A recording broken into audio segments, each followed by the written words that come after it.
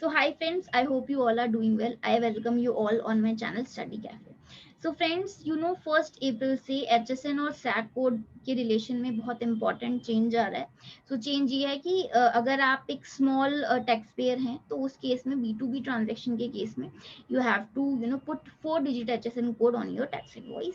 If you are a large taxpayer मतलब अगर आपकी टर्नओवर 5 करोड़ से ज्यादा है तो उस केस में आपको B2B B2C दोनों केसेस में आपको अपने टैक्स इनवॉइस पे 6 डिजिट का HSN या SAC code as the case में भी मेंशन करना है. और इम्पोर्टर्स के लिए भी तो पहले भी अगर आप देखेंगे, क्योंकि as per the foreign trade policy आपको proper HSN SAC code mention करना होता था, तो वो तो कंडीशन इम्पोर्ट्स के केस में हमेशा रहेगी इम्पोर्ट से एक्सपोर्ट्स के केस में.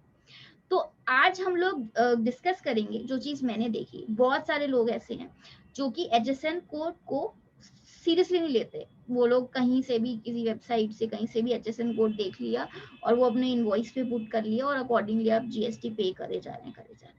तो आज सबसे पहले तो ये चीज गलत है. हो सकता है कि आपने कोई जो HSN कोड देखा वो आपकी जिस चीज में आप डील करते हो उसका था ही नहीं. अकॉर्डिंगली आपके ऊपर बहुत हैवी टैक्स लायबिलिटी आ सकती है. हो सकता है आज ना आए, बट 2-3 साल बाद हो सकता है आपके ऊपर इसके बहुत हैवी टैक्स इम्प्लीकेशंस हो. तो सबसे पहले तो HSN कोड देखना कहाँ से है. तो अगेन उसके लिए GSTN ने एक बहुत अच्छा इनिशिएटिव लिया है. So this is the website gst.gov.in. आप सर्विसेज में जाएंगे, आप यूजर सर्विसेज में जाएंगे, वहां पे आप स्पेसिफिकली जब आप क्लिक करते हैं सर्च HSN कोड, आप यहाँ पे अपना HSN कोड देख सकते हैं. तो फॉर एग्जांपल मैं फर्नीचर में डील करती हूँ, तो मैंने यहाँ पे डाला फर्नीचर.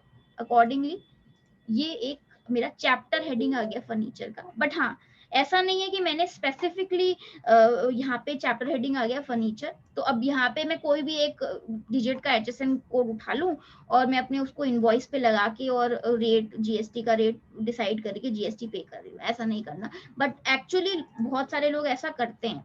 तो HSN कोड की इंटरप्रिटेशन कैसे करें उसके लिए कुछ रूल्स हैं, वो आज हम डिस्कस करेंगे. तो again let me share a new screen. ये जो रूल्स है माय डियर फ्रेंड्स, ये ऑल्दो आपको कस्टम्स एक्ट में मिलेंगे, बट यस GST के लिए भी ये रेलिवेंट है.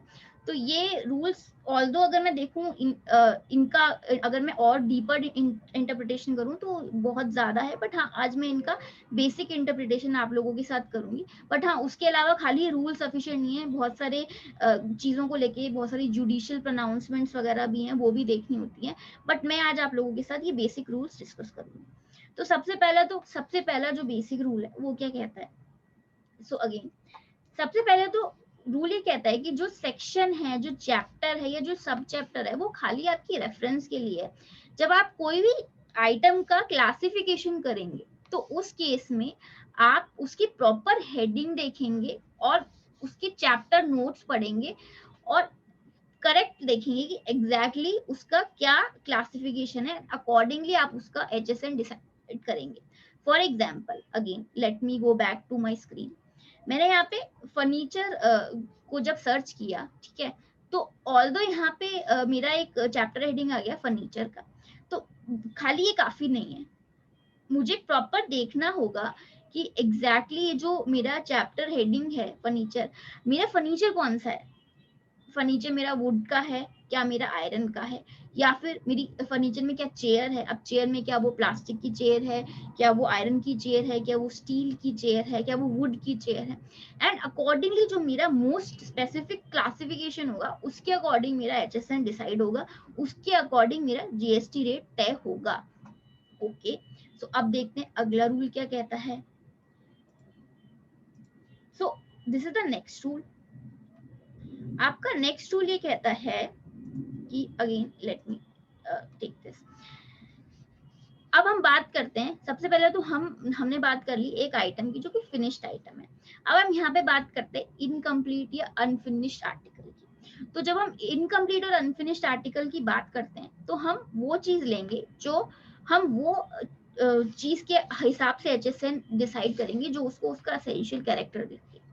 तो फॉर एग्जाम्पल मैं बात करती हूँ शर्ट्स की बात करती हूँ, ठीक है.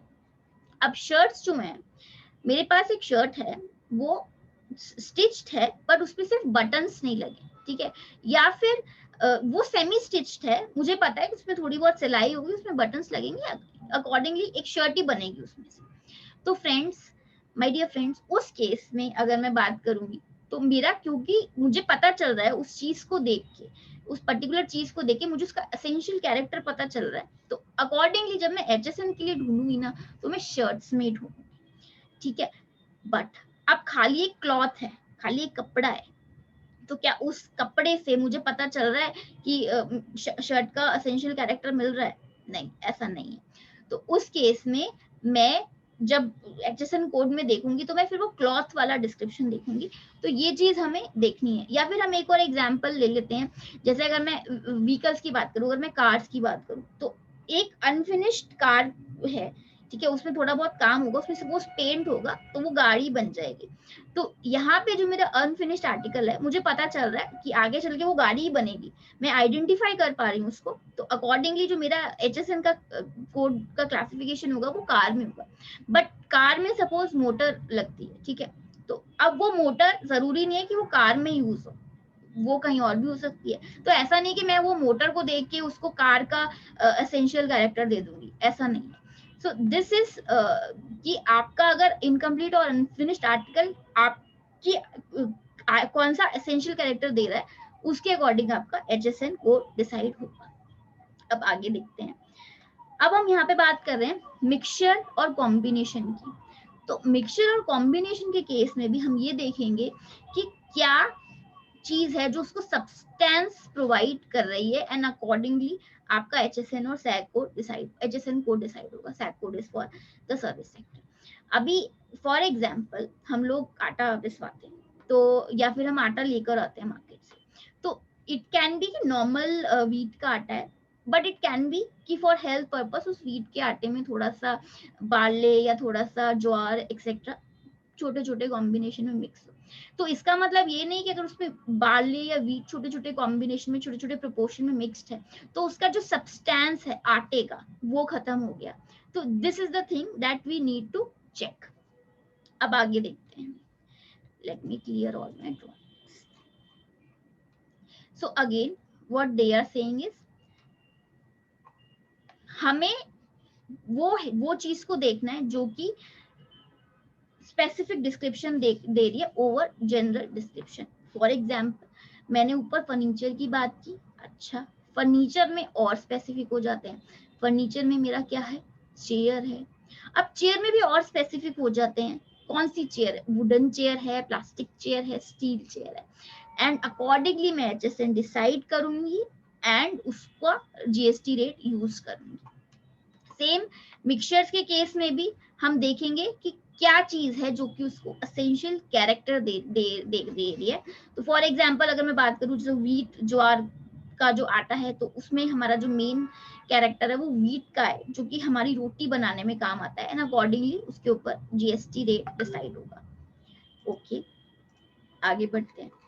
सो एक यहाँ पे एक रूल और है। सो अगर कोई ऐसा गुड है सपोज जो कि आपकी दो एंट्रीज में सही बैठ रहा है, आपका दो एचएसएन वो गुड सही बैठ रहा है, तो यहाँ पे जो सेकंड आपका एचएसएन कोड है वो आपका कंसिडर किया जाएगा। तो बहुत सारे जुडिशियल प्रोनाउंसमेंट्स भी हैं इसके ऊपर, आप लोग चाहें तो उनको रेफर कर सकते हैं। एंड कोई गुड्स ऐसा है जिसको अगर हम किसी भी एचएसएन कोड में क्लासिफाई नहीं कर सकते, तो हम उससे मिलती जुलती चीज मोस्ट अकिन, मतलब अगर उससे कोई मिलती जुलती चीज है उसके अकॉर्डिंग फिर हम उसका एचएसएन कोड डिसाइड करेंगे। ओके, अब कुछ और रूल्स हैं, they are very specific to the packaging industry, तो वो भी हम देख लेते हैं। सबसे पहले तो पहला जो रूल है, अगर हम बात करें, जैसे अगर मैं कैमरा का केस बात करूं, तो कई बार होता है जो कॉस्टली कैमराज होते हैं उनके स्पेसिफिकली लेंस को रखने के लिए अलग से कैमरा के साथ डिब्बा मिलता है, because lens is the essential thing in a camera. अगर लेंस खराब हो गया तो उस कैमरा की कोई वैल्यू नहीं होती। या फिर अगर मैं ज्वेलरी की बात करूं, तो नेकलेसेस रखने के लिए जो नेकलेसेस बॉक्स मिलते हैं, वो चीज जब आप देखेंगे तो उसमें कैमरे के केस की कोई वैल्यू नहीं है, मेन तो जो वैल्यू है वो कैमरे की है। ऐसे ही अगर मैं ज्वेलरी के डब्बे की बात करूँ, तो ज्वेलरी के डब्बे की कोई वैल्यू नहीं है, जो मेन वैल्यू है वो ज्वेलरी की है। तो इस केस में जब हम HSN को डिसाइड करेंगे तो ज्वेलरी का डब्बा है उसका जो HSN है वो भी आपके ज्वेलरी के साथ ही जाएगा। अगर मैं कैमरे के लेंस के डब्बे की बात करूं तो इसका भी जो HSN कोड है वो कैमरे के साथ जाएगा। बट अगर कोई ऐसी चीज है, कोई ऐसा कंटेनर है जिसकी अपनी अलग आइडेंटिटी है, वो आप किसी और चीज के लिए भी यूज कर सकते हो। समझ लीजिए आप कोई एक ऐसे ही प्लास्टिक का बॉक्स है, उसको आप किसी और चीज को रखने के लिए भी यूज कर सकते हो, उसका एक अपना आइडेंटिटी है, तो उस केस में ये रूल एप्लीकेबल नहीं है। बट अगर कोई ऐसी स्पेसिफिक चीज है जिसको आप वो स्पेसिफिक चीज को रखने के लिए ही यूज कर सकते हो, इन दैट केस जो आपका जिस चीज को रखने के लिए, जिस आर्टिकल को वो रखने के लिए वो चीज बनी है, उसका ही हम HSN कोड यूज करेंगे। अच्छा, पहला। दूसरा, अब कंटेनर दो तरह के हो गए। एक तो ऐसा कंटेनर जो कि एक बार यूज हो जाए तो उसको हम दोबारा यूज नहीं कर सकते, और दूसरा जिसको हम रिपीटेटिवली यूज कर सकते हैं। तो अगर मैं रिपीटेटिवली यूज की बात करूं तो फॉर एग्जाम्पल, अगर आप देखेंगे रिटेल शॉप पे जाके, वहाँ पे कई बार ऐसा होता है कि कांच की कोको कोला की बॉटल्स होती है। तो उसमें क्या होता है कि अगर आपको सपोज वो चाहिए होता है तो आप वो स्पेसिफिक बॉटल लेते हो, you use the Coke, and उसके बाद वो बॉटल आप शॉपकीपर को वापस कर देते हो, और वो बॉटल फिर रिफिल होने के लिए जाती है।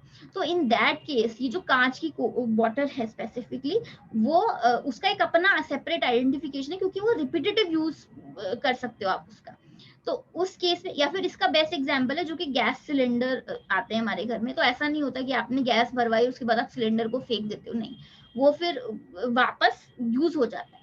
तो उस केस में गैस सिलेंडर का, या फिर अगर मैं कोको कोला की कांच की बोतल की बात करूं, तो उसका एक अपना एसेंशियल कैरेक्टर है। लेकिन लेकिन जैसे सपोज हम बिस्लरी की बोतल में पानी पीते हैं, तो अगर आप देखोगे उस पर लिखा होता है कि एक उसकी एक्सपायरी डेट होती है, इवन पानी की भी और बॉटल की भी।